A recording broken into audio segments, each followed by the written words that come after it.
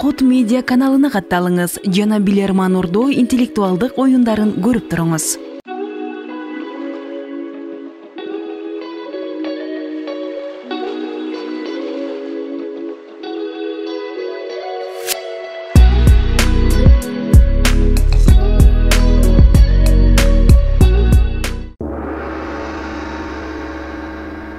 Assalamu alaikum урматтуу телекөрүүчүлөр. Кутмандуу кечиңиздер менен айымдар жана мырзалар. Билерман Ордо жайкы сериялар 3-чү тур. Бүгүн телекөрүүчүлөргө каршы мына ушул команда келген. Бул команда Абылкасым уулу Сооронбек жетектеген команда. Урматтуу телекөрүүчүлөр, анда эмесе мен команданы Ордого чакырууну баштаймын. Мелисбек Музулманов келген. Мектеп мүдүрү, команда мүчөсү, Акылбек уулу Эламан учурда жеке ишкерлик менен алектенет.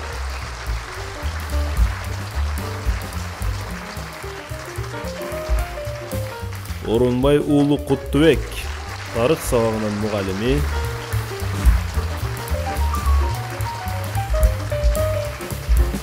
Акылбек уулу Жуманазар дене тарбия сабагынын мугалими. Акылбек уулу Нурсултан математика сабагынын мугалими. Жана команданын жаңы капитаны Абылкасым уулу Сооронбек математика сабагынын мугалими. Мына ушул команда бүгүн телекөрүүчүлөргө каршы оюн жүргүзмөкчү.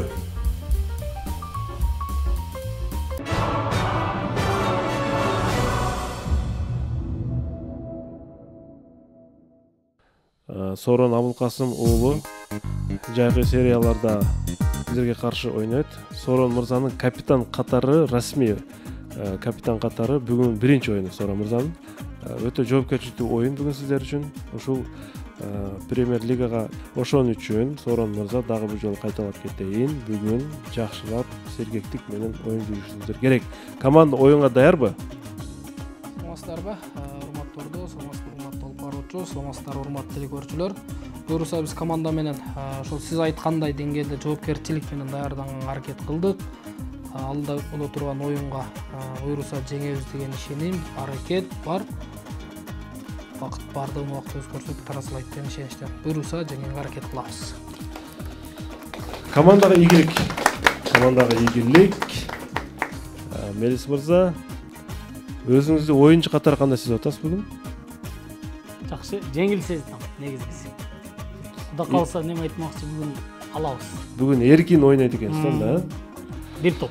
Анда биз оюнду баштадык. Урматтуу телекөрүүчүлөр, биздин даректерди тез жазып алыңыздар жана бизге суроо жөнөтүүнү баштап берсеңиздер болот. Ош шаар Ленин көчөсү 330 Билерман Ордо оюнуна деп кат аркылуу жөнөтсөңүздөр болот. Инстаграмда Билерман астыңкы Ордо ушул баракчабызга катталыңыздар.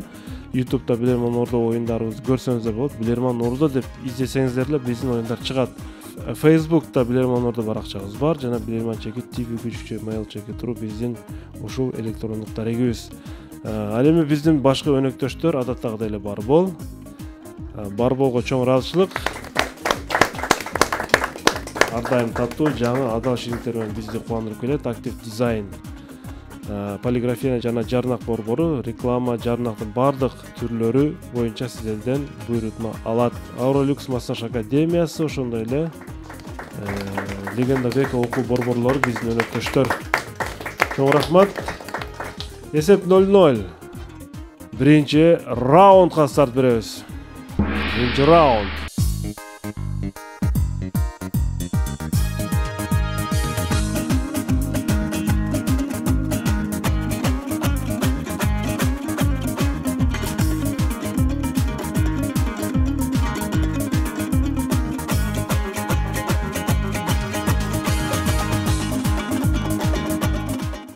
Бакыт Ташболотов Сузак районунан сиздерге каршы суроо берет. Урматтуу билермандар.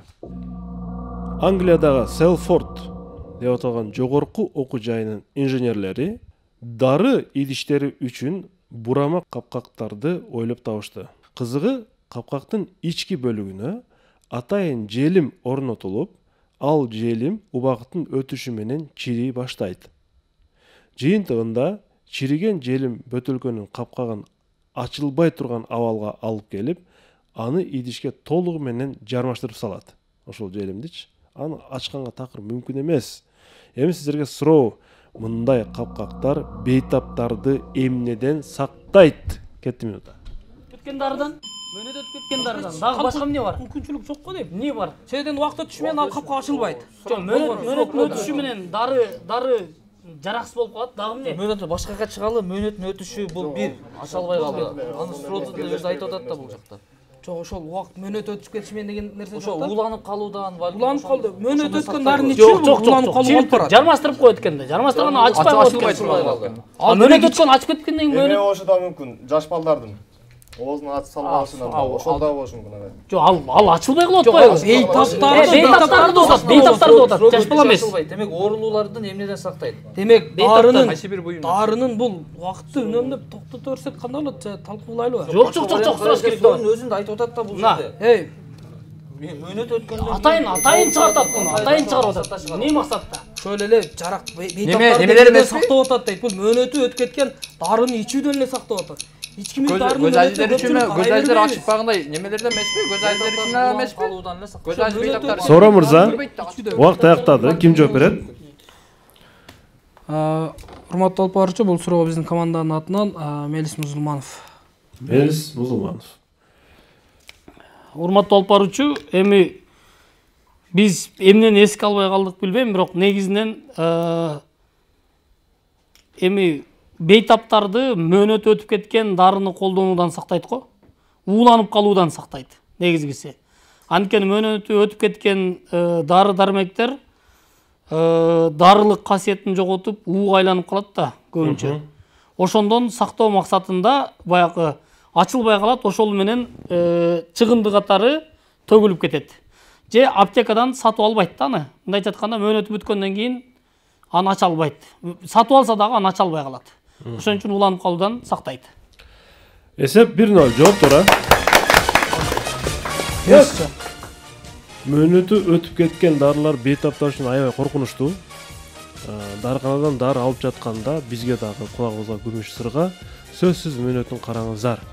Мөнөт өтүп кеткен дарыны алуу таптакыр туура эмес.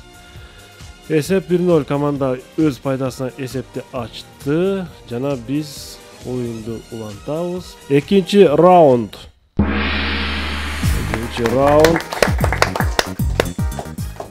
Өзүңүз дарыга кандайсыз, Мелис мырза? Мындай суркалып калганда мындай дары ичүү адатпы же кандайдыр бир табигый же өзүңүз баягы иммунитетти күчкө салып сакайып кетесизби кандай? Ичпеген дары иче албайм. Ачык иче албайм. Мени тааныгандар жакшы билет мындай.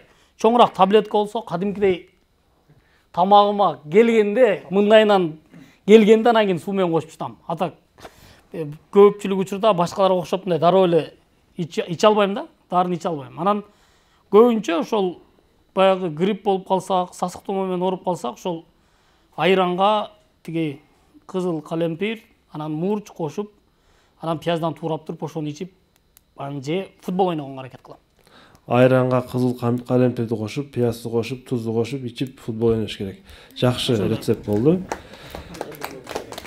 Костя Герасименко, Новочебоксарск шаары, Россия. Урматтуу билермандар. Швед сүрөтчүсү Карл Юлк ушул картинасы менен сиздерге кайсыл бир көйгөйдү демонстрация кылууну көздөгөн. Ушул картинасы менен сиздерге кайсы бир жашообуздагы көйгөйдү демонстрация кылууну көздөгөн. Сиздерге суроо, картинага жакшылап назар салып, бул жерде швед сүрөтчүсү эмнени, кайсы көйгөйдү алып чыккысы келген? Минута кетти. авария машина карабайсыз, тротуардан кийинки мына пешеходдон өтүп атканда мүмкүн адам сүзүп кетет, башка болот, ушул жерде ошону көрсөтүп атат бул эми. Адам өтсүн. Врачтар турат, жаш балдар кетип атат ата эне менен, бардыгында шашып кетип атат, ар ким өзүнө. Бардыгы жүргүнчүлөр. Жүргүнчүлөр бирок тротуарда кетип атат. Тротуарда кетип ошо машина жүрүп турган жерлер Жок, жол жок. кыл көпүрө мындай Тротуардан өтсөң тирүү каласың, башка жакта өлөсүң дегендей маани эмеспи? Уна айда өтө майнелүү дегендей. Ошондой да? Кыл көпүрөдө бүт барды машина айдап аткан адам уруп кетиши мүмкүн, башка ошону түшүндүрүп атат. Демек бир гана ушул жерден гана өтүүгө болот, башка жерден өтүүгө болбойт. Пешеходдон гана өтүүгө болот. Керек бүт бардыгы себеби биздин жашоосунда кыл үчүн да. Мисалы тротуардан чыккан болсок, Жок, эмне үчүн жарылып койду? ошол жерде машина жүрүп атпайбы агай? Машина Сен өлөсүң. Эмне деген нерсеге мына так келелим, эмне демонстрация? Жол эрежесин сактагыла, жөө жүргүнчүлөр.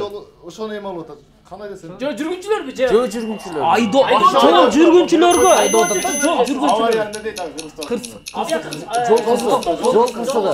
Ошону демонстрация кылып атат биз. Ошону көңүл бургулайт. Ошону Бул жерде жолдон гана өтө аласың деген маани экен да. Жүргүнчүлөргө гана, жүргүнчүлөргө. Сора мырза. автобус эмес ошону. Урматтуу алып барчу, биздин бул суроого биздин команданын атынан Куттубек мырза жооп берет.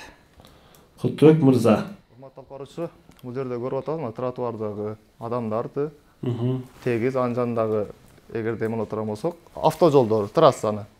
Анан бардыгыбыз билгендей эле бардык светофорлордун жанында мындай өтмөктөр болот да. Жөө өтмөктөр. Жөө жүрүүчүлөр өтмөктөр болот. Демек бул жерде биз демонстрация кылып атат. Бизге ар бирибизге мындай айдоочуга дагы, эмеге дагы карап абай болушубузду, себеби жол кырсыгына учурап калышыбыз мүмкүн. Адам өмүрү жолдо мындай айтканда кыл учунда турганын бизге демонстрация кылып көрсөтүп берип атат бул сүрөт менен. Жооп кабыл алынат. Сора мырза. Эмнеге жар кылып салган? Жүргүнчүлөр ал жерден жүрбөгүлө деген белги да. Жол коопсуздугу. Эми туура жооп. Швед сүрөтчүсү Карл Илк бул жерде ачыктан ачык ошол жар кылып салган жерлер, булар чындыгында автоунаа жүрүүчү жерлер, чындыгында бирок бул жерде эмнени айткысы келип жатат сүрөтчү? Биз канчалык чоң аянттарды автомобилдер үчүн ажыратып салгандыгыбызды көрсөткүсү келген. Адамдар үчүн аябай тар жолдорду, тар жерлерди бөлгөнбүз дагы, автоунаалар үчүн аябай чоң жерлерди берип койгонубузду айтып атат. Караңыздар, эгерде дейт автоунаа жүргөн жерди биз жар кылып казып салсак дейт, адамдар кандай абалда жүргөнүн элестете алат болчук деп атат. Азырынча бир азырынча Костя Герасименко Новочебоксарск шаарынан бизге суроо жөнөткөн. Чоң рахмат Костя. Жана Костя ушул суроосу менен телекөрүүчүлөргө бир упай алып келди. 3-раунд. Эгерде азыр Ош шаарындагы көчөлөрдү жар кылып казып салып турган болсо, Куттубек, Курманжановдун көчөсү, Масалиев, Разахов проспектилери элестеттиңиз, адамдар канчалык тар жерлерде жүргөнүн биз байкайт элек да. Бегимай Кадырбек кызы Ош шаарына сиздерге каршы суроо берет. Урматтуу билермандар. Пайгамбарыбыз Мухаммед саллаллаху алейхи ва саллям жашоосунда өтө көптөгөн кыйынчылыктарды, оор күндөрдү өткөргөн. Дин жеткирүүдө, бирок бир күнү анын жубайы Айша энебиз пайгамбарыбыздан мынтип сурады дейт. О Алланын элчиси, Ухудтан дагы оорураак күн өткөнбү сиздин өмүрүңүздө деди. Ухудтан дагы оорураак деди. Билесиздер, Ухуд согушу пайгамбарыбыз үчүн аябай оор согуш болгон. Пайгамбарыбыздын тиштери канаган, жаракат алган. Ушундай суроо берди. Анан пайгамбарыбыз айтты: "Ооба" деди. "Андан дагы оор бир окуя болгон" деди. Эми сиздерге суроо. Ал окуядан соң пайгамбарыбыздын айталык, мен ал жагын айтпай эле коеюн, аны сиздер табышыңыздар керек. Бирок пайгамбарыбыздын өмүр баянын окуган адамдар муну таба алат деп ойлоймун. Ухудтан дагы оор күн кайсыл окуя пайгамбарыбыздын өмүрүндө? Кеттими та. Таиф окуясы. Таиф. Менимче ошол анткени тоону келип кулатам деди. Анан дагы бир менин оюма баягы курманы жеп алып түнү менен кыйналып чыктым деген дагы баягы садака үчүн келген, садака арам болгон го. Азыр могу жерде дине түзүлүшү оор жаракат алып, балким жүрөгү оор жаракат алып. Ошону айтып атабыз да. Деген учур болгонго? Жок, Таифте таш менен уруп аябай канчалатып себеби қан бүтүп бардыгы. Бирок ушул жерде эстей албай атабыз да, жакшыраак эстейли. Себеби Айша, сенин немең мага аябай көп запкы көрсөттү. дегенде бир нерсе бар эле да, башка дагы бирчи. Ухуд дагы бир адам менен башка бир Нефс менен күрөшүүнүчү. кыянатты кылгандай бир окуялар болгон эмеспи? кыянат кылганбы? Üstüne tönün emesin. Tönün- Taştı algan. Allah Карынын таштаган башка болгон. Бирок андан дагы оор окуя кайсы болушу мүмкүн? Мен ойыма бирок биринчи Таип келди, Дагы энелери канаган башка болгон, андан да оор Киши болгон. түшкөн да. Ооба. Таифтачы. Таифте кадимгидей таш бараң калган да. Наркостан бир коштачы. Эл таш бараң калган. Жаш балдар да. Сора мырза. Убакыт аяктады. Ким жооп берет? Урматтуу алып барчу, бул суроого Мелис агай жооп берет мырза. Мелис Музулманов. Урматтуу алып баруучу, Ухудтан дагы оор эми негизи мындай пайгамбарыбыздын саллаллаху алейхи мындай салыштыруусунда бир аз башкачараак болуш керек эле, бирок биз ал окуя дегенине байланыштырып биз Таиф окуясын, Таифтеги окуяны деп ойлоп атабыз. Анткени Таифке аларды динге чакырып барганда таш бараң кылган. Анан ошондо өмүрүндө дагы эң негизги нерселердин бири катары ошол Таифтеги окуя болсо керек деп эсептейбиз. Жооп кабыл алынат. Ухуд согушунан дагы эң оор күн бул пайгамбарыбыздын эми негизги миссиясы бул албетте дин жеткирүү жана ал окуя Таиф шаарындагы окуя болчу деп айтыптыр. Анткени өтө чоң азап көргөн, таш бараң алынган, өтө оор күн деп эсептеген экен. Бирок учурда Таиф шаары дүйнөдөгү Куран хафизтерди даярдаган эң алдыңкы университеттер менен сыймыктанат бүгүнкү күндө. 2-1 эсеп. Билермандар бир упай алдыга кетишти. Оюмуз улантылат. 4-чү раунд. 4-чү раунд. Командадагы 2 Акылбек уулу, булар бир туугандар. Ушундайбы? Я. Негизинен командада Акылбек уулулардын саны 3, экөө бир тууган, бирөө Бир тууган. атабыз башка энебиз белек да. Акылбек уулу Нурсултан жана Акылбек уулу Элеман бир тууган. Элеман. Гүлүзүр Шамырзаева Бишкек шаарынан сиздерге каршы суроо берет. Сиздерге фото суроо жөнөткөн. Урматтуу билермандар, сиздер көрүп турган бул сүрөт математик Яков Исидорович Перельмандын китебинен алынган. Математик Перельман. Кызыгы, бул сүрөткө карап, кеменин кайсыл мамлекеттин жээгинде жүргөндүгүн билүүгө болот. Сүрөткө жакшылап назар салыңыздар. Бул кеме кайсыл мамлекетте жээгинде жүргөндүгүн айтып бериңиздер жана жалпы ушул картинада көрүнүштү карашыңыздар керек. Кандай көрүнүшүнөн билсек болот аны. Минута кетти. Менимче Севастополь, Украинада. Себеп Оону аркасында адам эмес, нерде кийген формадан. бул билген. галстук. Форма нар жакта турган Галстук, жип шаркыркылыч. башындагы шапкасы бул Севастополдардын эмеси да. Орусиянын тегерегиндеги эле учурлар болуп атат. Элтат да бул галстук кайсы? Нар жакта колоколчук Оны коңгуроо окшогон нерсе шыпыргыдан турат. ба? Оны орус шыпыргыбы? Орус шыпыргы колонка турат, колоколчук турат нар Бирок жакта. ал бүт славян элдеринде да турат. Но четте турган темир неге окшоп Бирок турат? мындай форма славян бир орустарда барган да. Жок, бирок эми көп талардын жээктери дегеним да. Мен Онал Севастополь эмеси курулуш. Севастополь менин оюмча. О, наркы суу жактагы неме. Ушул жагына ташталып атат. Математиканын эмне тиесеси бар, математиктин. Математиктин өмүр баяны керек болуп атат да, ошол балким жазган. Математик. Яков. Типтен алынган. Яков дегенде эле бир ошо Орусияга байланыштуу эле фамилия Бул болуп атат. жерде нар колокольчикпи точно? Ал чыракпы? Эме агай. Коңгуроо да? Ошонун белги бере турган Колокольчик бул учуру. орус элине таандык да? Одон башка нар жактагы чекирбейби? О, тети нар жакта турган учурлар. Дейт колардачы. О, нар жакта сызыктар эмне өзү? Тобу Үч же? сызык. Но чекиде турган телевизорго окшогон бир нерселерчи? Не? Но телевизор эмне, но чекиде башка Бул учурлар. анал шыпыргынын арагындагы не? Ал ошол эме кемени байлай турган аркан жип. Вот кийинге карашыбыз керек ошо менин оюмча Севастополь. Адамдын өзүнө эле карашыбыз керек го менимче мен эле. Севастополь жыгачтардан кеменин кайсы бир жеринде белги жокпу? Севастополь, Украина. Урматтуу Ал суроо деңиз мырза. менен чектешеби? Бул суроо Куттубек мырза. Куттубек мырза. Урматтуу алып баруучу, менимче бул Украина, Севастопольдо. Себеп? Форма ошолордуку, моряк кийип турган немелер, форма ошолордуку, ошону ойлодук. Анан галстук, башындагы эмеси, фуражкасы. Кайсы жерде бир Украинанын желегин көрдүңүзбү? Жок. Негизи моряктар басымдуу бөлүгү ушундай эле кийинет. Жок, галстуктардын айырма болот агай, сөзсүз түрдө. Башындагы галстугу менен, анан эми баш фуражкасы менен мойнундагы галстуктан сөзсүз айырма болот. Макул. Сиз демек Севастопольдо дейсизби? Жооп кабыл алынат. Ордого бир кайрылып көргүм келди. Семетей мырза, сиз кандай ойлойсуз? Мен бир нерсени байкадым. Бул жерде математиктин китебинен алынып атат. Эми ал Перельман физик катары да билебиз. Анан мына кораблдин четиндеги жанагы тосмодо плюс белгиси турат да. Мындай плюс, мен плюсту көрүп атам эми. Эми тосмо өзү ушундай эле болот да. Балким да, мен ошодон илмек кылып атам. Плюс белгиси бар желектүү бул Швейцария да. Түшүнүктүү. Да кимде кандай версиялар бар? Сагым мырза?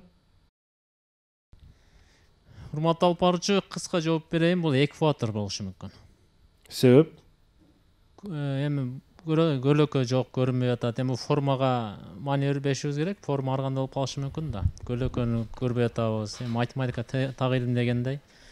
Көлөкө түшүш керек. Жана башка нерсени көңүл бурсак болот да. Мен туура жапты айтамын, урматтуу билермандар. Айрым эмес, негизи сүрөткө түшкөндө Куттубек мырза, сөзсүз түрдө кайсы бир тараптан көлөкө түшкөнүн биз байкашыбыз керек. Көлөкө түшүп турат. Адамдын көлөкөсү, кеменин көлөкөсү, аркандын көлөкөсү. Бул сүрөттө байкап турганыбыздай эч жерде көлөкө жок. Эч жерде көлөкө жок. Демек, бул сүрөттө так жооп бар болчу. Астрономиялык жактан ылайыктуу белги адамдын дээрлик көлөкөсүнүн жоктугунан кабар берип турат. Бул жерде мындай абалды дүйнөдө түштүк. Африкада жайгашкан Эквадор мамлекетинен гана көрүүгө болот. 2-2 эсеп. Эми аракет кылдыңыздар, бирок туура эмес кол жооп. Эсеп дагы эле теңдешүү. 5-чи раунд. 5-чи раунд.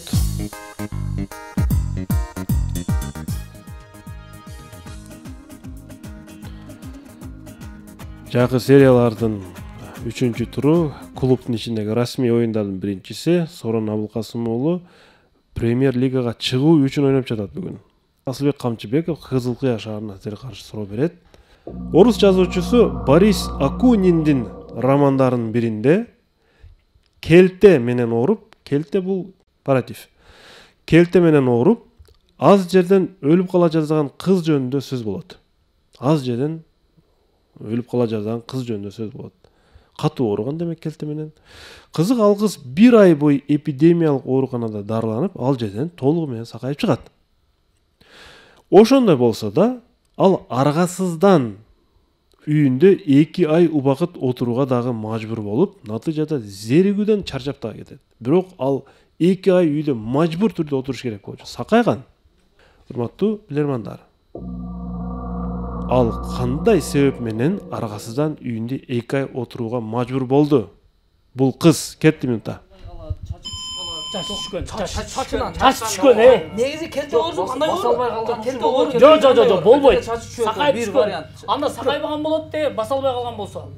Жок, ал эпидемия кетти, оору кетти, бирок ал Жок, чачы түшкөндө башка өтүп көрбөйлү башкага. Дагы башка болсун. Чач өстү 2 айдан. Келте оорусу 2 айдан чач өзүнө келди. Бир ай кандай болот ошондо? Качы болушу мүмкүн. Денеден чач чөп, дагы Келте оорусу кандай оору? Келте оорусу деген тиф деп азыр ошол мезгил мындайча айтканда баягы эмне орто кылымдарда неме болбойбу? Ал аргасыздан отуруп атканда демек ал коң. Экай дегенден кийин чач жигиттер бол, мен мындай болжолдой айтам. Чачтан башка чыгып көрөлү.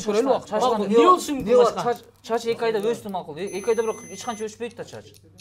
Эми кыз балага жакшы эле өсөт го дегеним да. 2 айда эч канча да чач өспөйт. Неме таз болуп чыккандан көрө башкачы басалбай калды. 2 ай өзүн разымка кылып басты балким. Сакайды дегенде жакшы эле болуп чыккан. Сакайды дегенде сакайбай калды. Бул же бир жерде мажбур болот, мажбур. Аргасыздан. Сора мырза. Урматтуу алып баруучу, команданын атынан Жуманазар мырза. Жуманазар мырза. Сүйлөбө. Чачынын түшүп калган себебинен 2 ай үйүндө отурганга мажбур болгон. Ооба. Жооп тура. Жооп тура. Анын чачы түшүп калган болчу. Жана ал чачы өскүнчө 2 ай отурууга мажбур болду.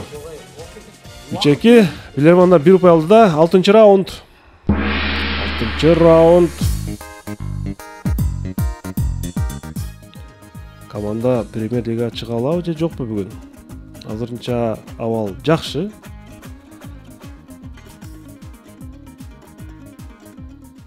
Супер Блиц. Блиц раунд 3 суроо 20 секундадан команда толугу менен ойнойт азырынча.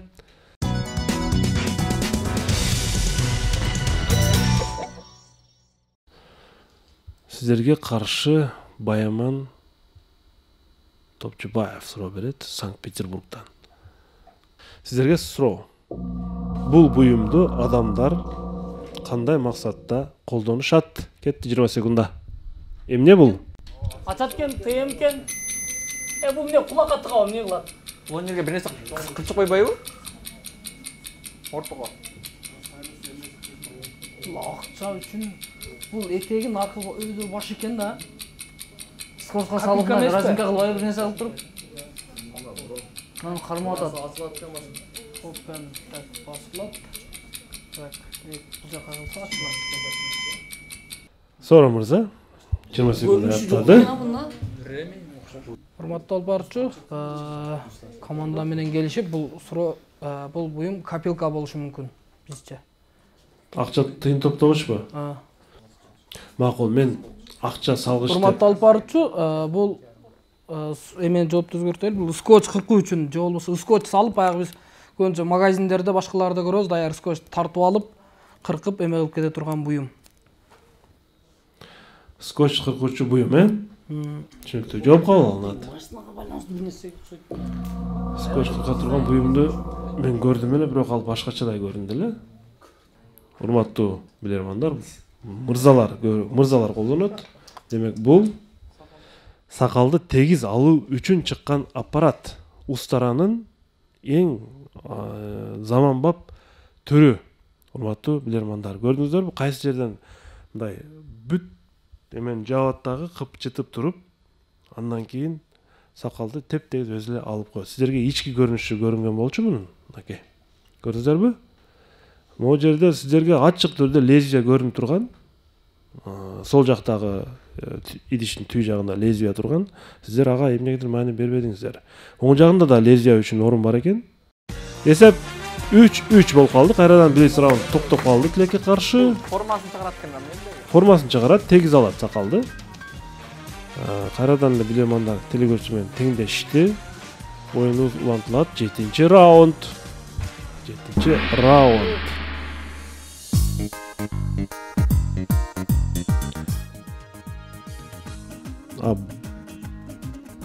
Блиц раундтагы суроонун туура жообу кимде бар эле? Турган билермандар, мындай сакал алгыч деген бир версия кимге келди? Семетей. Жок. Бул билистик суроо эмес, эч ким оюна келбеди. Абдувалий Тучиев Чүй облусунан сиздерге каршы суроо берет. Суроосун сыр сандык аркылуу бермекчи. Сыр сандык студияга чыгат.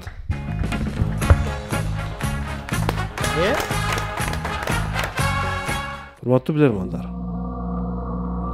Америкалык куудул жана актер Сет Майерс өзүнүн үйлөнмөкчү болгон айымы менен Парижди кандай айланып чыккандыгы жөнүндө айтып берет.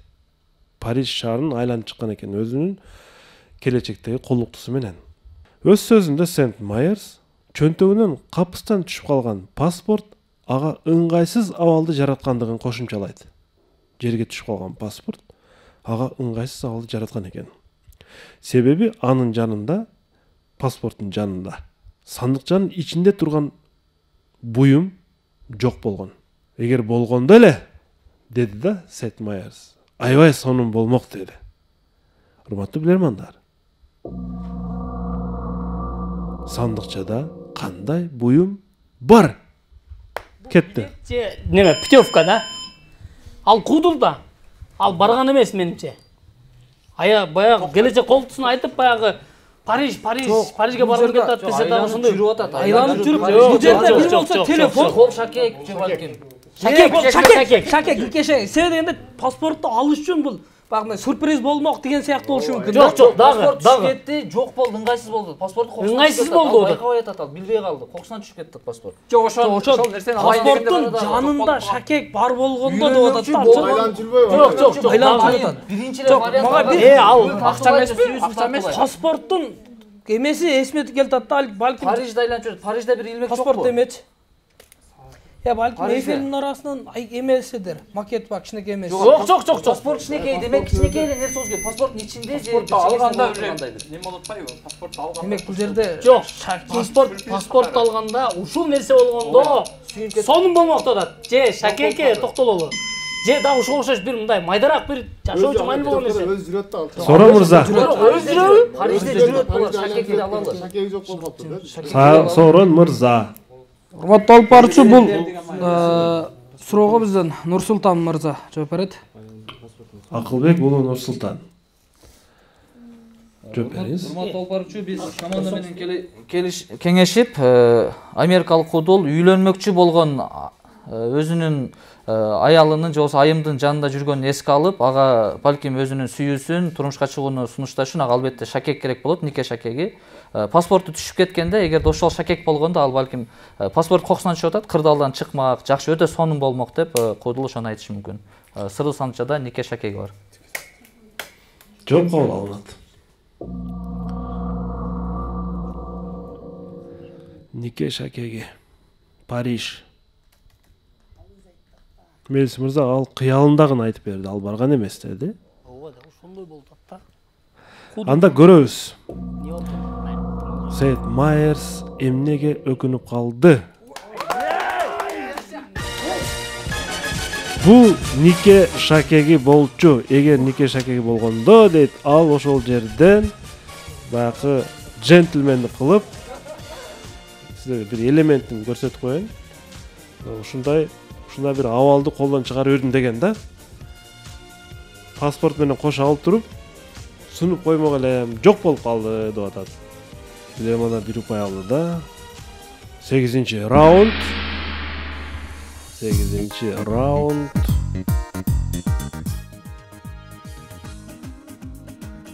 Ушундай сунушту ким бирөө аткарганбы команданын ичинен, Сора мырза? Өзүнүн Нурсултан аткарган. Нурсултан аткарганына жада калса биз ушул команданын айрым мүчөлөрү көмөктөшкөнбүз дагы. Нурсултанды ордунан тургузгангабы? Жок. Же отургузгангабы? Ушундай кылып атмосфера шарт түзүп бергенгечи, багы романтика. Париждегидей шарт түзүп бергенге. Шампан жагып, күлпүл чачып айланасында. Роза гүлдөн жүрөкчөн тартып. Ооба. Жакшы. Бул колуктунун көңүлүн алуу бул жакшы нерсе. Мындан эч ким кем калбайт. Сюрприз чындыгындачы. Кадырбек Мамат Бакыт уулу Ноокат районунан силерге каршы суроо берет. Урматтуу билермандар. Күндөрдүн биринде Шекер айылына Айтматовдун маракесине бара жатканда Жамбыл шаарына жакын жерде жазуучулардын бири Чыңгыз Айтматовго эгер сиздин тагдырыңыз мындай болбогондо, согуш чыкпаганда, татаал күндөрдү башыңыздан өткөрбөгөнүңүздө жана атаңызды жоготпосоңуз, сизден залкар жазуучу чыкмак эмес. Мунун баары атаңызды жоготкондуңуздан болуш керек, деди. Чыңгыз Айтматов бул суроого эмне деп жооп бериши мүмкүн? Кетти минута. Мен ошондо деле залкар болот элем дейби эле, Жок.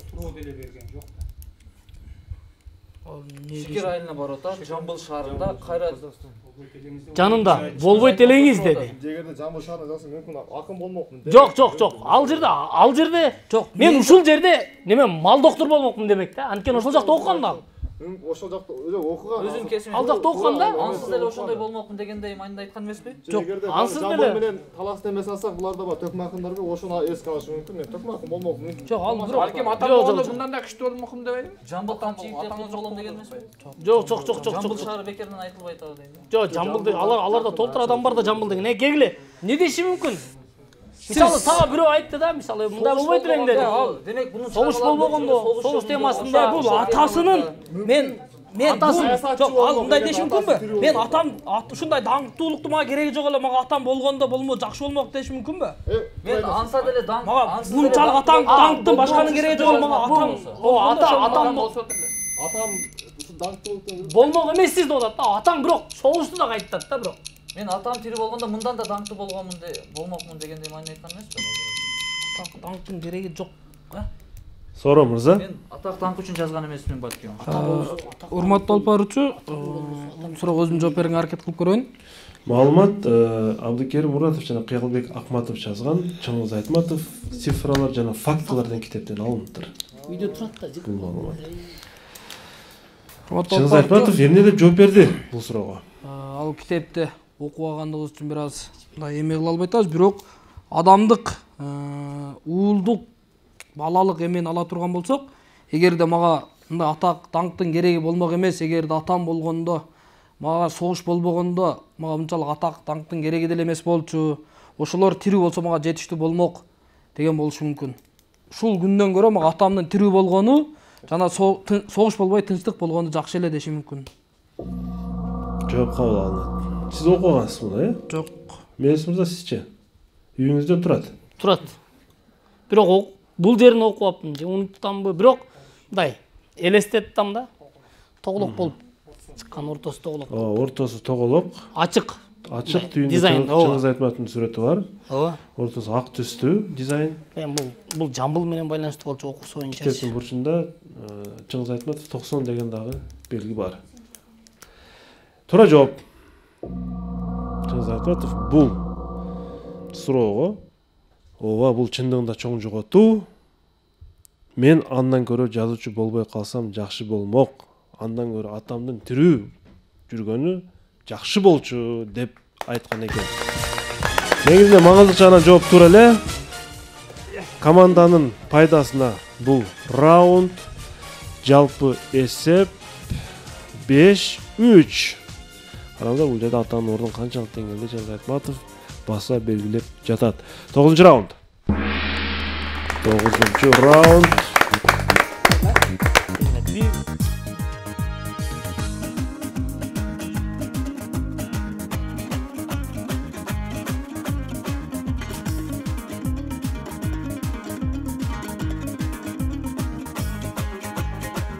Ырыскүл Исабекова Нокен районунан сиздерге каршы суроо берет. Семете мырза, микрофонду алыңыз. Польшадан эки сөз сүйлөп бериңизчи. Эмне максат менен бардыңыз? Кандай өзгөчөлүктөрдү байкадыңыз?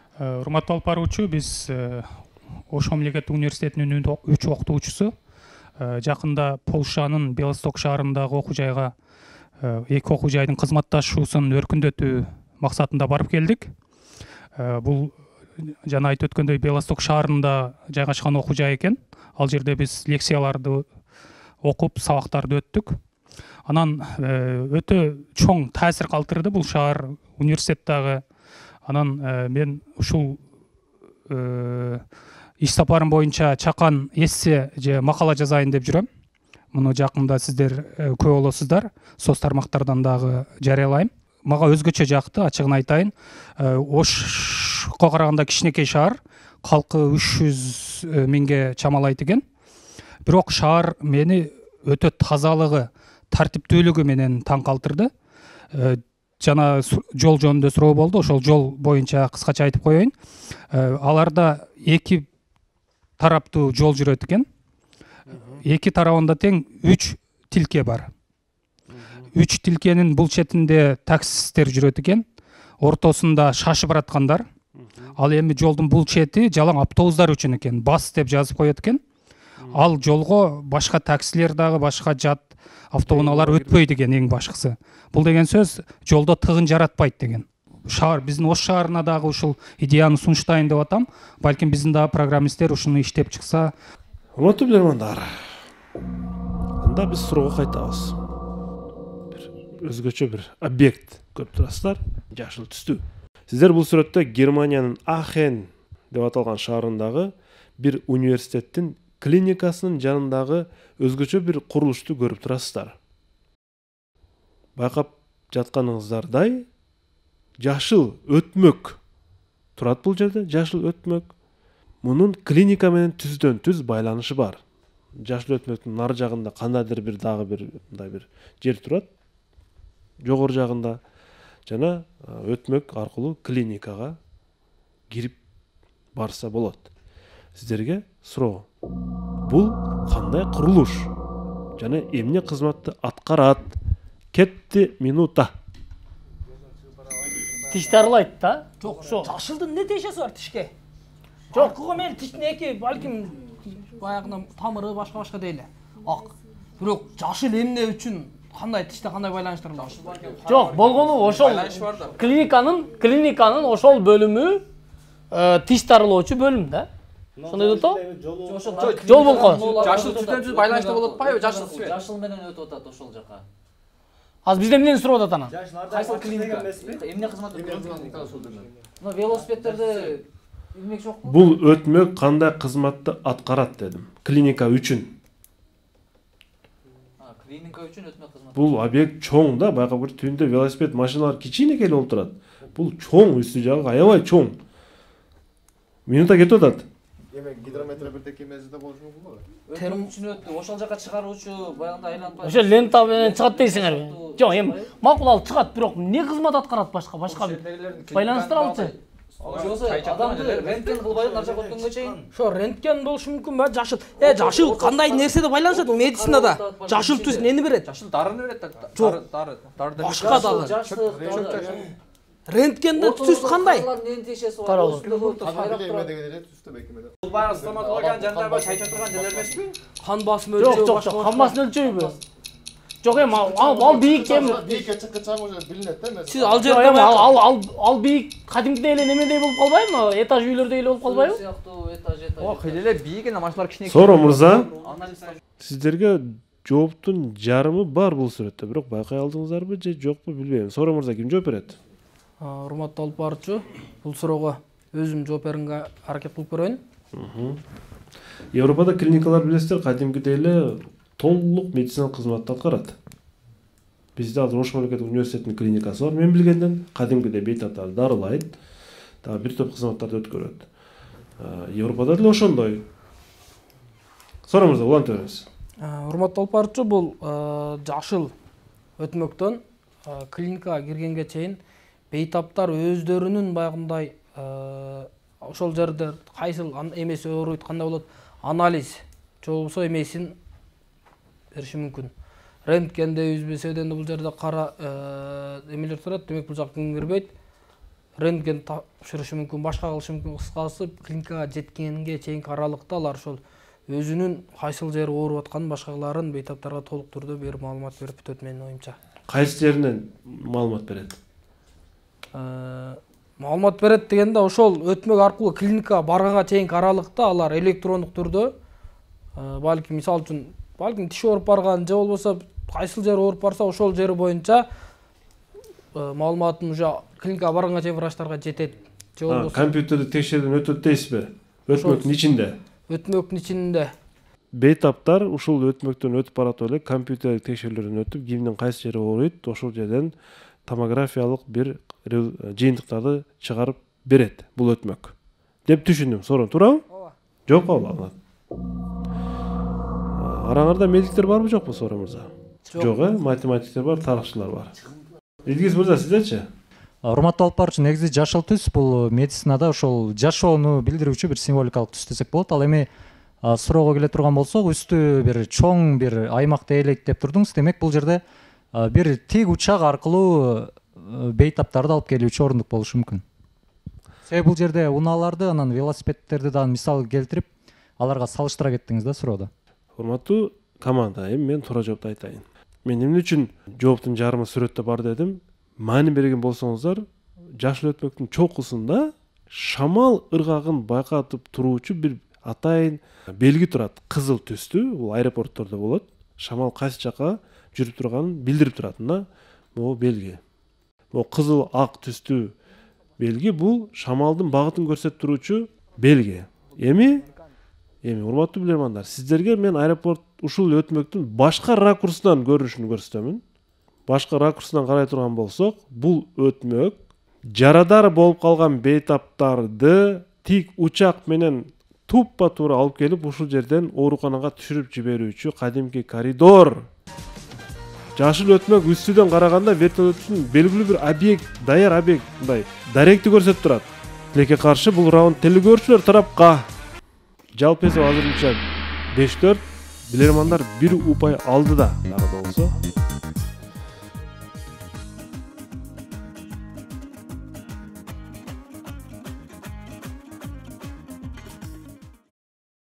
Активдүү заңга келдикпи?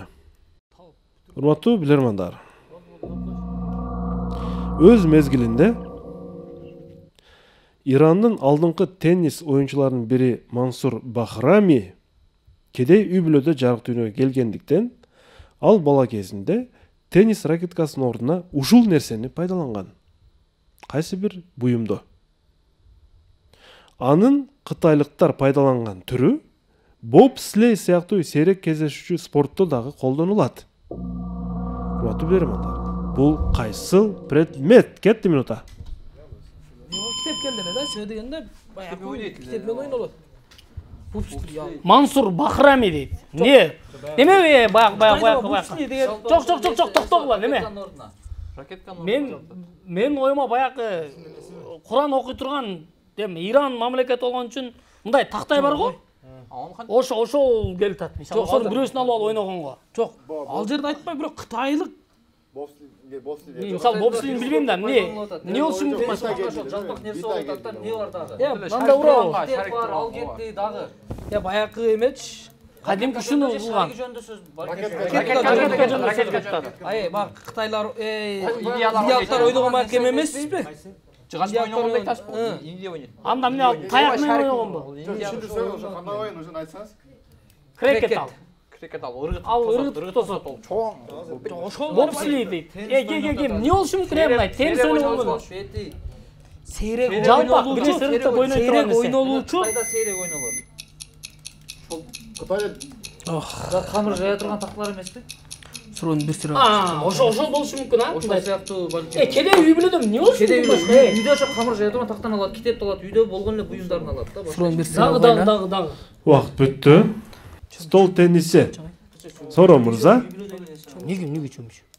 Ким жооп берет? Капкур бүттөсүң. Капкур далайла. Сорон.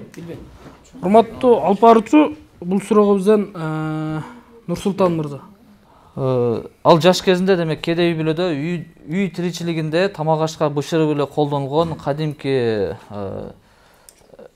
капкүл сыяктуу буюмду пайдаланыш мүмкүн. Мисалы, тамак бышырган капкүл, ошол теннисти кармап, ошол сыяктуу ойногон болушу мүмкүн. Үйүндө, демек алар тамак бышырганда сөзсүз түрдө аны пайдаланат, ар бир үй бүлөдө бар. Кедей болсо дагы сөзсүз түрдө. Аны балким жыгачтан жасайт, темирден жасайт, ар кандай учурлары болот. Ушуну деп атасыз, Ооба, ушул сыяктуу. Жылчыкчалар бар ортосунда. Майда. Жооп кабыл алат. Мен эми сиздерге Мансур Бахрами колдонгон Нурсултан мырза айтып өттү, үй тиричилигиндеги буюмдардын бири деп ошо кепкирди айтып атат. Мансур Бахрами кайсы буюмду пайдаланышы мүмкүн? Бул эмне, Нурсултан? Сковородка. Кыргызчасы эмне бул? Жумуртка бышыргыч. Жумуртка бышыргыч. Эми урматтуу команда, урматтуу билермандар, кепкир менен мунун эки башка кызматты аткарат. Эки башка нерсе. Кайсы бир деңгээлде көрүнүш окшош болгону менен, бирок мунун ортосунда тешчилери жок, жана карманга ыңгайлуу, анан чоңураак дагы. Кепкир кичинекей эле болот. Мансур Бахрами мына ушул тез бышыруучу ушул казанды колдонгон Нурсултан мырза. Кепкир эмес. 5-5 эсеп. Сиздерде бул версия бар беле Сорун? Жок эле. Урматтуу алпарт бизде башында болот, бирок акырында мен чөмүч деп баштадым эле да. Чөмүчтө чукур да. Сөйдөгөндө ушул бир оюн элестетилип кетти. Бизде бир оюнду көргөн бакындай спорт түрү бар, түзүп топту тосуп алып ташый турганчы. Акыркы суроону ойнойбуз. Сабира Арынова балык шаарынан силерге каршы суроо берет. Урматтуу билермандар, чечүүчү раунд. Мексикалык сүрөтчү Мишель Балдини кичинекей шпательди колдонуп, шпатель бул биз андава деп да коебуз, урматтуу билермандар. Андава баягы шыбакты мындай кумдарды шыбап же болбосо. Дагы кандай которулат бизде билбейм. кичинекей шпательди колдонуп сүрөттөрдү бат тартуу үчүн өзгөчө бир ыкманы колдонот.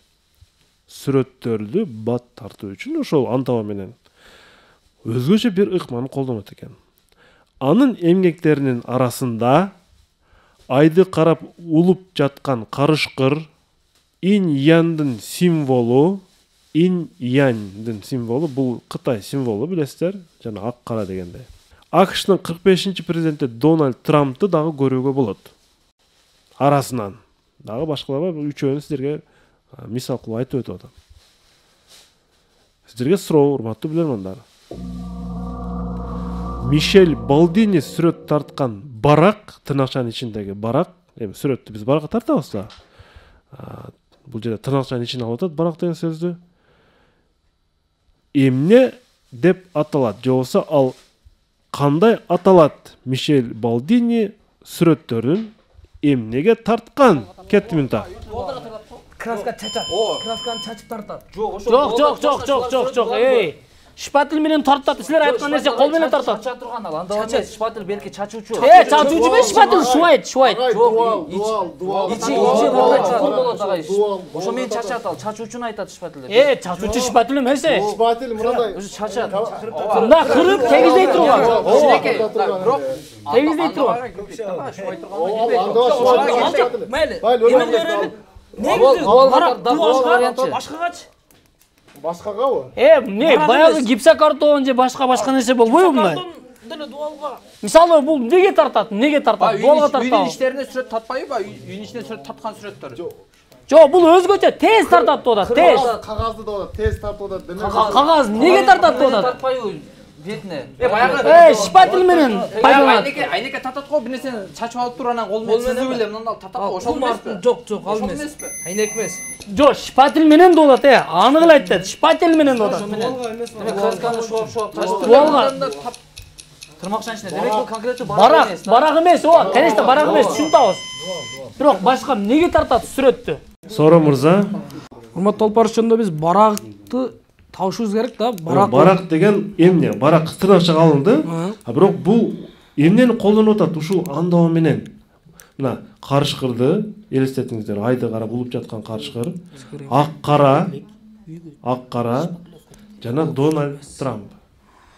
Урматтуу алып барчу, бул суроого бизден Мелис Мусулманов жооп берет.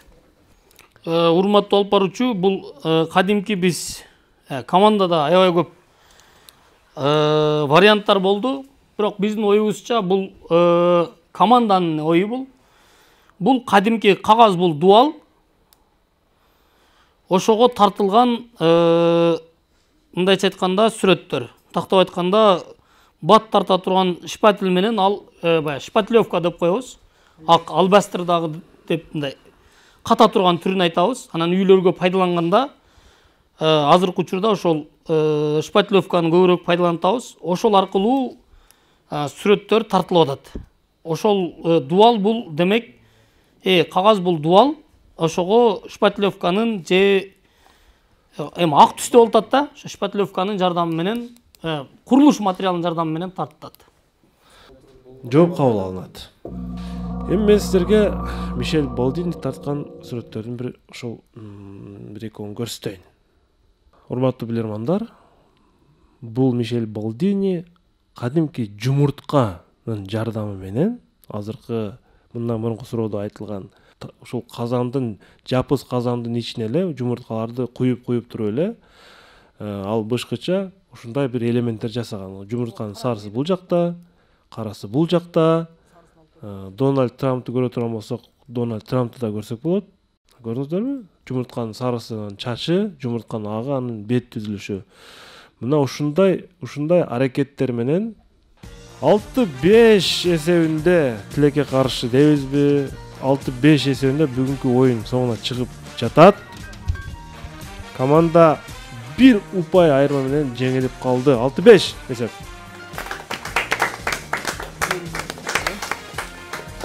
Бир караганда өкүнүчтүү жыйынтык. Жакшы келе жаткан. Мында бир жолу командага ыраазычылыгын билдирем. Буйруса оюн туура жыйынтык жеңилби, бирок биз үчүн аябай бир жакшы деңгээлде оюн болду. Жеңилүү 6-2, 6-1 башка учурларды көрдүк. Мисалы үчүн буюрса командабыз дагы такшалат. Рахмат. Мыкты суроо боюнча мына бүгүн аябай жакшы суроолор берилди да, караңыз. Мыкты суроо. Бул жерде бир эле суроо менен адамдын өзүнүн эмесинен, мартабасынан караганда адамдык өзүнүн атасын улуу көргөндүгү үчүн тарбиялык маанисинде жакшы деп эсептеп ошол суроону эң мыкты суроо деп. Бул суроону урматтуу команда Ноокат район тургуну Мамат Бакыт уулу Кадырбек берген. Чыңгыз Айтматовдун атасы жөнүндөгү эскерүүсү тууралуу суроо. Бүгүн команданын мыкты суроосу тандоосуна ээ болду. Актив дизайндын кичинекей акчалай сыйлыгы биз Кадырбек Мамат Бакыт уулуна ыйгарабыз. Рахмат. Жана ошондой эле бүгүнкү оюнда командада Медис мырза активдүүлүк көрсөткөн үчүн дагы актив дизайндын акчалай сыйлыгын Медис мырзага ыйгарабыз. Ал эми азыр болсо белектер, шириндиктер студияга. Бар бол шириндиктери студияга. Эң ширин сонун торт. Aura Lux массаж академиясынан акысыз массаж алуу үчүн сертификат. Биздин оюндар улана бермекчи. Кийинки оюнда бул жерде биз Бакыт Камчыбековду күтөбүз. Барыңыздар активдүү болуңуздар. Билеги күчтүү бирди, билими күчтүү миңди жыгат. Көрүшкөнчө аман туруңуздар.